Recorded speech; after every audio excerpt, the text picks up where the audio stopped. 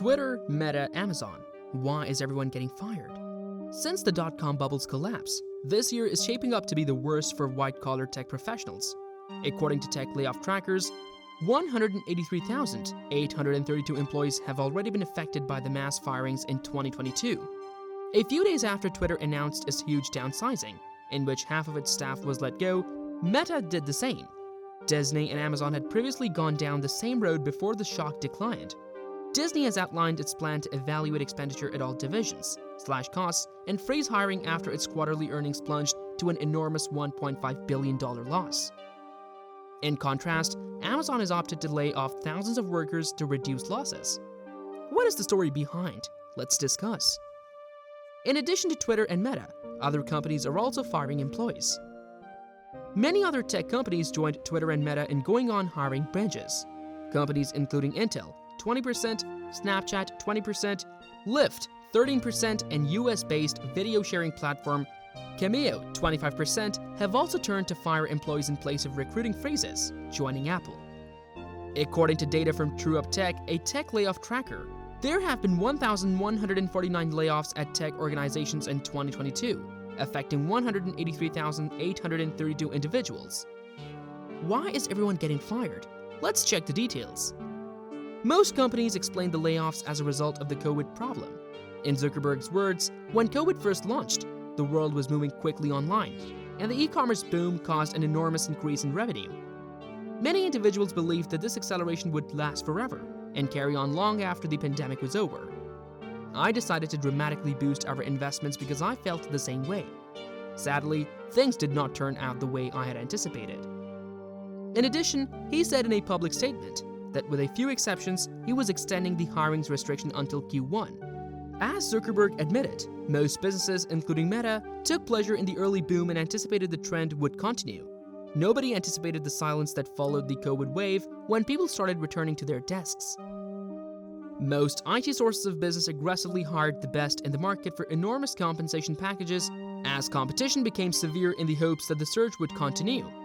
Even Jack Dorsey, the creator of Twitter, said that the firm grew too quickly and accepted blame for the present Twitter crisis. The economy is also to blame. Many computer corporations are preparing for the impact of the crisis by laying off employees and making other financial cuts, as it is expected to hit hard against the backdrop of Russia's invasion of Ukraine. The first stage is to stop hiring, then come labor reductions. The issue has only worsened due to the recent rise in loan rates, fuel prices, and supply chain problems. Amazon to lay off 10,000 employees. First reported by the New York Times, Amazon will lay off approximately 10,000 people in corporate and technology jobs starting as soon as this week. Amazon's announcement comes just ahead of the holiday season, with the Black Friday sale coming up next weekend, one of the biggest sale days in the US. The company expects these to be the biggest job layoffs ever. Amazon's retail, device, and human resource divisions will have significant effects. Bloomberg previously reported on Amazon's significant cost-cutting measures. As part of the cost-cutting efforts, the corporation had given up on its home delivery robot Scout, according to a report by Bloomberg in October. The team, which was thought to consist of 400 employees, was dismantled and transferred to new positions. A brand new Amazon Explorer, a virtual shopping option introduced during the outbreak, has also been shut down. It is unknown if the turnovers would be exclusive to the US or if they will also impact other markets. Since Amazon presently employs 1.5 million people, the percentage of job cuts is less significant when looking at the full headcount. However, this is undoubtedly one of the highest figures reported after Meta's 11,000 job cuts. Nevertheless, given the subpar performance and dismal economic forecast, the job losses are not unexpected.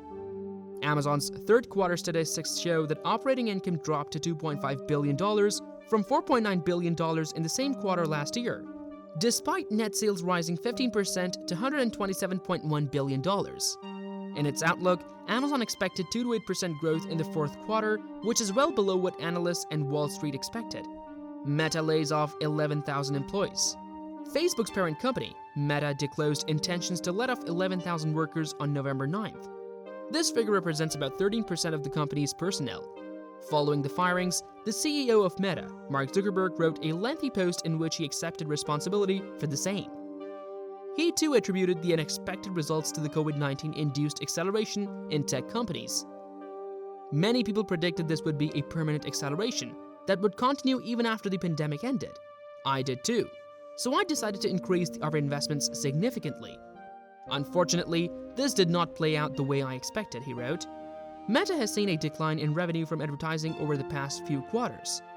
Its revenue in the third quarter stood at $27.71 billion, a decrease of 4% year-over-year, and the company expects this decline to continue. Meta's net income was down nearly 52% and stood at $43.5 billion. Just 1 year back, it stood at $91.4 billion.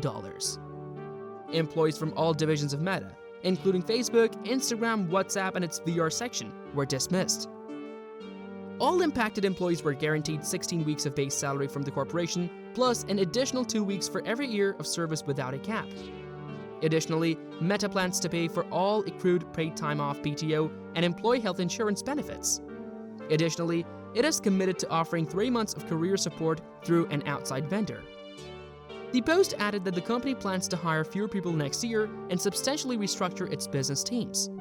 However, Zuckerberg also noted in his blog post that he believes the company is deeply underestimated. Our core business is among the most profitable, with huge potential. I'm confident that if we work efficiently, we'll become stronger and more resilient than ever, he wrote. Twitter lays off nearly 3,700 employees. Unemployment was anticipated after Elon Musk bought Twitter. However, the way they were executed has drawn criticism for the billionaire. First, Musk let go of Twitter's CEO Parag Agrawal, CFO Ned Siegel, and Head of Legal, Trust and Safety Vijaya Gad. On November 4, 2022, there were then widespread layoffs. Twitter employees received an email notifying them of the impending layoffs. Additionally, employees were instructed to return home if they were on their way to work. Around 3,700 individuals, or about half of the staff, were let go of by Musk. Then on November 14th, Platformer revealed that out of Twitter's 5,500 contract workers, 4,400 had been let go. Nearly the whole crew in India was let go. But it wasn't all smooth with the layoffs. Some reports said that after the initial round of firings, some workers were asked to come back, as they were essential to certain operations and could work on the projects Musk wanted to do. After his erratic takeover, it appears that additional senior executives left, along with Damian Kiran, the Chief Privacy Officer, and Mariani Fogarty, the Chief Compliance Officer.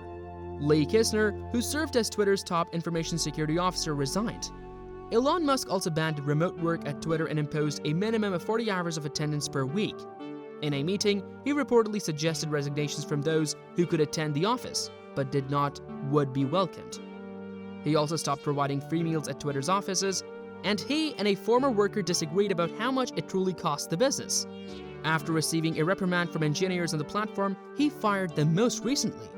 He additionally stated that the road ahead is hard and would take intense work to succeed, and that the company faced a potential bankruptcy. What would be the future? Despite expectations, the condition may take some time to improve. According to experts, this is because of the macroeconomic effects on the trend. In addition, many people still need to figure out the ideal ratio between profitability and expansion. This was made clear over the past several years when the big tech companies invested heavily in the expansion, primarily through hiring and deals, to balance the cash flow of their investors. Entrepreneur Eric Rachland told the New York Times, "The pressure is to spend the money quickly enough so you can expand fast enough to justify the kinds of investments VCs want to make." The positive point is that the tech sector will revive, since more people are investing in new technologies and software. Let's hope for the best. What are your thoughts on this situation? Do let us know your views in the comment section below.